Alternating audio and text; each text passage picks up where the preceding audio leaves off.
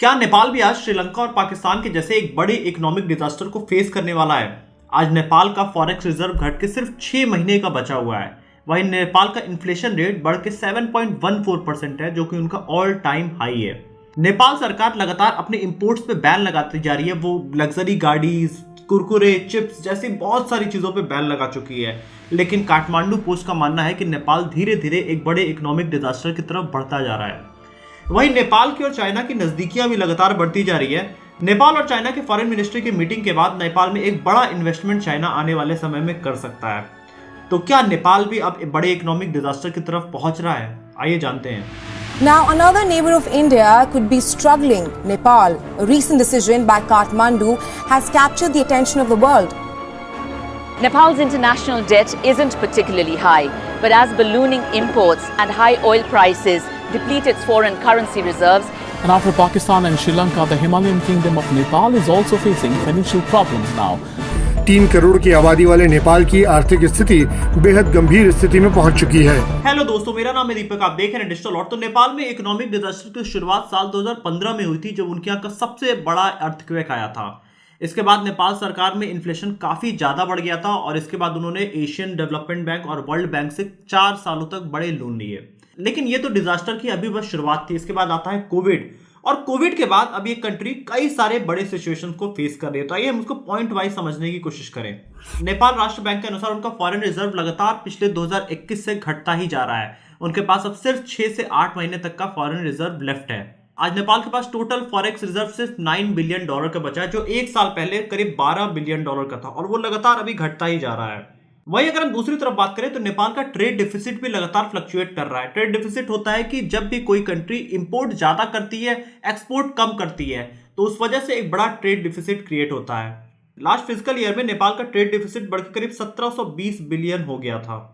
इस राइज के पीछे सबसे बड़ा रीजन है पेट्रोलियम प्राइसेस के रेट काफी ज्यादा बढ़ जाना, और इसके साथ ही कंट्री इंपोर्ट काफी ज्यादा कर रही है, जिससे एक बड़ा ट्रेड डिफिसिट क्रिएट हो गया है। आज नेपाल का अगर हम टोटल ट्रेड डिफिसिट देखें तो नेपाल के एनुअल बजट से भी ज्यादा हो गया है।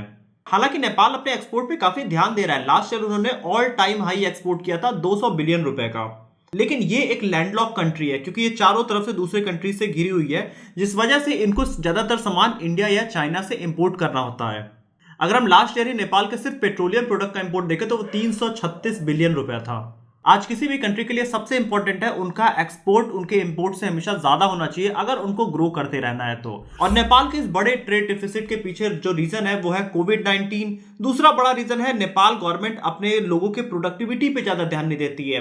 नेपाल गवर्नमेंट आज बड़े बड़े इन्वेस्टमेंट कर रही है, जिससे लोगों से कोई मतलब ही नहीं है। नेपाल गवर्नमेंट का मेन एम होना चाहिए एजुकेशन और हेल्थ, जिसकी काफी ज्यादा कमी है नेपाल में, जिस वजह से प्रोडक्टिव मैन पावर नेपाल में लगातार नहीं बन पा रही है। और इसी की वजह से नेपाल में हाई प्रोडक्शन किसी भी चीजों का नहीं है। अगर हम नेपाल के साल 2019 का टॉप एक्सपोर्ट देखें तो वो उन्होंने पाम ऑयल एक्सपोर्ट किया था, और साल 2020 में उन्होंने मैक्सिमम सोयाबीन ऑयल एक्सपोर्ट किया था।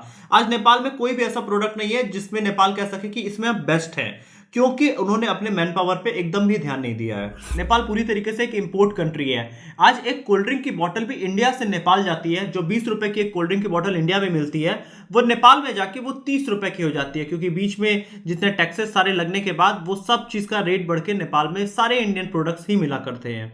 नेपाल के इकोनॉमिक डाउनफॉल का तीसरा सबसे बड़ा रीजन है उनका बढ़ता हुआ इन्फ्लेशन। नेपाल में महंगाई लगातार बढ़ती जा रही है। अगर हम देखें तो अभी वो ऑल टाइम हाई इन्फ्लेशन पे है 7.28% पे। और वहीं अगर हम साल 2015 में भी देखें तो नेपाल का मैक्सिमम इन्फ्लेशन 4.25% था। तो जिस समय कंट्री सबसे ज्यादा सफर कर रही थी, उस समय भी इतना इन्फ्लेशन नहीं था जितना आज की डेट में नेपाल में हो चुका है। इसके पीछे सबसे बड़ा रीजन है कि पेट्रोलियम प्राइसेस लगातार बढ़ते जा रहे हैं। पेट्रोलियम प्राइसेस के बढ़ने का रीजन है यूक्रेन और रशिया वॉर, जिस वजह से बहुत सारी जितनी छोटी कंट्रीज ग्रोइंग थी उन पे सबसे ज्यादा असर पड़ा हुआ है, और इसका असर नेपाल पे भी आज पड़ता हुआ दिख रहा है। इसके साथ ही नेपाल गवर्नमेंट ज्यादातर अपने लोकल इलेक्शंस पे पैसे खर्च कर रही है, जो भी एक उनके इन्फ्लेशन का बड़ा रीजन होता जा रहा है। चौथा बड़ा रीजन है टूरिज्म। नेपाल की फास्टेस्ट ग्रोइंग अगर कोई भी इंडस्ट्री है तो वो है tourism industry. Last year Nepal का टोटल जीडीपी का 3.6% सिर्फ उनके टूरिज्म से आया था।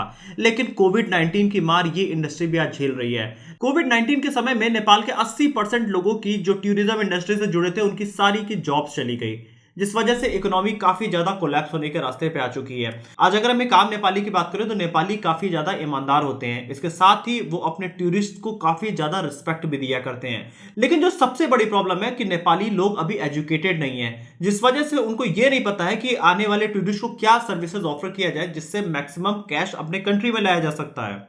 नेपाल में इतने कम टूरिज्म का दूसरा सबसे बड़ा रीजन है उनका इंफ्रास्ट्रक्चर। नेपाल में रोड्स ही नहीं बनाई गई हैं। अगर आप लुम्बिनी के एरिया में देखें तो वहां पे भी नेपाल गवर्नमेंट ने रोड्स अच्छी नहीं बनाई है। हम नेपाल के अपनी यात्रा में नेपाल के व्लॉग्स में सारी चीजें कवर किया, आप वो वीडियो भी जाके हमारे दूसरे चैनल पे देख सकते हैं। तो जितने भी अच्छे जगह है वहां पर रोड्स का कंस्ट्रक्शन ही नहीं है, जिस वजह से टूरिस्ट ज्यादा आ ही नहीं पाते हैं उन एरियाज में, और नेपाल को इकोनॉमी ही नहीं जनरेट हो पाती है। और इन सारे रीजंस के पीछे जो सबसे बड़ा रीजन है नेपाल का पॉलिटिकल सिनेरियो। आज की डेट में नेपाल कम्युनिस्ट पार्टी काफी ज्यादा वीक हो रही है। नेपाल कांग्रेस पार्टी के सत्ता में आने के बाद पिछले 22 साल में नेपाल में 22 प्रधानमंत्री बदल चुके हैं। इन सब सिचुएशंस की वजह से नेपाल में कभी इकोनॉमिक डेवलपमेंट हो ही नहीं पाया। हमेशा सत्ता के लालच में नेपाली लोग लगे रहते हैं, जिस वजह से पब्लिक के डेवलपमेंट के बारे में नेपाल में कभी नहीं ध्यान दिया गया, जिस वजह से नेपाल में आज रेमिटेंस काफी ज्यादा हाई है। जो भी एजुकेटेड हो जाते हैं वो नेपाल छोड़ के चले जाते हैं, क्योंकि नेपाल में कोई बड़ा डेवलपमेंट ही नहीं हुआ है। और इस वजह से गवर्नमेंट और सेंट्रल बैंक के बीच में काफी ज्यादा मिसमैनेजमेंट हो चुका है नेपाल में। अगर हम नेपाल में देखो तो नेपाल में फाइनेंशियल क्राइसिस काफी ज्यादा बढ़ती जा रही थी, लेकिन नेपाल के फाइनेंस मिनिस्टर जनार्दन शर्मा को बिल्कुल इकोनॉमी एकदम ठीक लग रही थी। लेकिन जब एक टाइम पे नेपाल में काफी ज्यादा लिक्विडिटी क्राइसिस आ गया तो उन्होंने पूरा ठीकरा सेंट्रल बैंक के गवर्नमेंट के ऊपर फोड़ दिया और उनको सस्पेंड करा दिया। तो इस टाइप के नेपाल में पॉलिटिकल सिनेरियोज लगातार बनते आ रहे हैं सालों से। इस पॉलिटिकल सिचुएशन की वजह से नेपाल में करप्शन काफी ज्यादा बढ़ गया है। जैसा कि हमने चाइना की वीडियो में भी बात किया था कि चाइना में भी करप्शन काफी ज्यादा है, और सबसे ज्यादा करप्शन होता है रियल एस्टेट प्रॉपर्टीज में, और यही सिचुएशन नेपाल में भी है। नेपाल के काठमांडू में अगर हम एक 2 बेडरूम का 185 स्क्वायर मीटर का एक फ्लैट देखें तो उसकी कीमत आज 8.5 करोड़ इंडियन रुपीज है। ये सब कुछ है नेपाल में अनरेगुलेटेड प्रॉपर्टी लोन की वजह से। अगर हम नेपाल में फरवरी 2022 तक देखें तो टोटल 516 बिलियन का लोन दिया गया था, जिसमें से 16% ट्रांजैक्शन हुए थे रियल एस्टेट के लिए। इवन अगर हम नेपाल में देखें तो एग्रीकल्चर लोन्स को भी रियल एस्टेट लोन्स बना के दे दिया जाता है। इसके साथ ही नेपाल के पॉलिटिशियन, मिनिस्टर, प्राइम मिनिस्टर सब करप्ट हो चुके हैं, क्योंकि इन सब के पास जितनी लैंड ऑल आउट होनी चाहिए उनसे काफी ज्यादा है। इवन वहां के सुप्रीम कोर्ट के चीफ जस्टिस भी। अब इन सारे कंडीशंस के क्रिएट होने के बाद चाइना अब नेपाल से अपनी करीबी बहुत ज्यादा बढ़ाता जा रहा है। नेपाल में साल 2015 के पहले सिचुएशन काफी अच्छी थी, लेकिन उसके बाद जब अर्थक्वेक आया तो उसके बाद वहां के गवर्नमेंट ने BRI साइन किया 2017 में, जिसकी वजह से चाइना का हैवी इन्वेस्टमेंट नेपाल में हुआ। हालांकि जब गवर्नमेंट चेंज हुई तो उनको ये चीजें समझ में आई और उन्होंने चाइना गवर्नमेंट से काफी ज्यादा दूरी बनाई। लेकिन आज के डेट में अगर हम देखें तो नेपाल के फॉरेन मिनिस्टर नारायण खड़गे की अभी मुलाकात हाल ही में वांग यी, जो कि चाइना के फॉरेन मिनिस्टर है, उनसे हुई थी, और उसके बाद चाइना ने बोला है कि वो नेपाल में करीब $15 बिलियन का इन्वेस्टमेंट करने वाले हैं। तो आने वाले टाइम में ये देखना होगा कि नेपाल में क्या इकोनॉमिक सिचुएशन बनता है। तो यहाँ पे अब सबसे बड़ा सवाल उठता है कि क्या नेपाल भी अब श्रीलंका और बांग्लादेश के रास्ते पे जा रहा है। तो आइए हम इन तीनों कंट्रीज का एक बार एनालिसिस करके देखते हैं। अगर हम एक्सटर्नल डेट देखने की कोशिश करें तो बांग्लादेश के ऊपर सबसे ज्यादा एक्सटर्नल डेट है, उसके बाद श्रीलंका और सबसे कम नेपाल के ऊपर। अगर हम फॉरेन रिजर्व की बात करें तो वो भी बांग्लादेश के पास सबसे ज्यादा है, और उसके बाद नेपाल के पास, और सबसे कम श्रीलंका के पास। और अगर हम कंट्रीब्यूशन इन टूरिज्म देखें तो सबसे ज्यादा श्रीलंका में टूरिज्म से पैसा जनरेट होता है, वहीं उसके बाद बांग्लादेश, और नेपाल अभी एक ग्रोइंग इकोनॉमी है टूरिज्म में। सबसे इंपॉर्टेंट चीज डेट टू GDP रेशियो क्या है, तो सबसे ज्यादा श्रीलंका में 104%, नेपाल और बांग्लादेश का अभी डेट टू GDP रेशियो काफी सामान्य है। और वहीं अगर हम लोन्स स्ट्रक्चर देखें तो श्रीलंका ने काफी सारे कॉमर्शियल लोन्स ले रखे थे, लेकिन नेपाल और बांग्लादेश ने काफी सॉफ्ट लोन्स लिए हैं जिसके इंटरेस्ट रेट काफी ज्यादा लो है, जिस वजह से आने वाले टाइम में आप देखेंगे कि बांग्लादेश और नेपाल अगर कोई बड़ा एक्सटर्नल क्राइसिस नहीं आया तो ये दोनों इकोनॉमीज थोड़े टाइम प्रॉब्लम में रहेंगी, लेकिन ये उससे उभर सकती हैं। और सबसे इंपॉर्टेंट चीज है नेपाल में कि उनका पॉलिटिकल सिनेरियो इस कंट्री का फेट डिसाइड करने वाला है फ्यूचर में। तो अभी जो प्रेजेंट गवर्नमेंट, मैंने वहां पे विजिट करके देखा है, गवर्नमेंट थोड़ी कोशिश कर रही है।